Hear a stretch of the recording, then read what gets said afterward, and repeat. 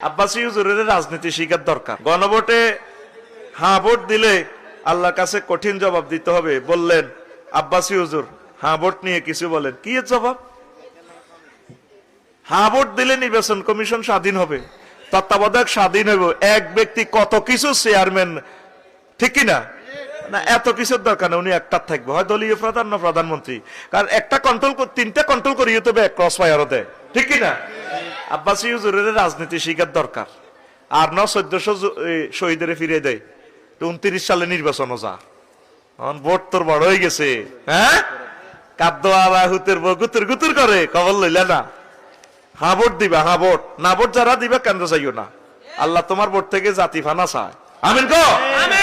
হ্যাঁ ভোট মানেই হচ্ছে আমাদের জুলাই, হ্যাঁ ভোট মানেই হচ্ছে নতুন বাংলাদেশ, হ্যাঁ ভোট মানেই হচ্ছে শহীদ আবু সাইদ, শহীদ ওসমান হাদিকে স্মৃতি জাগরুক করে রাখা, ঠিক কিনা?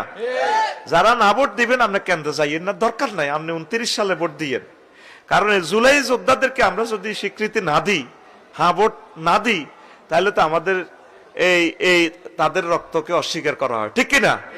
যে যত রকমের বুঝাক সদগায়ে জারিয়া হিসেবে হ্যাঁ ভোট দিবেন। হ্যাঁ ভোট দিলে তত্ত্বাবধায়ক সরকার অটো সিস্টেম হয়ে যাবে। গভর্নমেন্ট এটা প্রচার করতেছে, পড়ি আমিন। আল্লাহ তুমি হ্যাঁ ভোট জিতাইয়া দাও। আল্লাহ, আল্লাহ আমাদের জুলাইকে তুমি রাখো।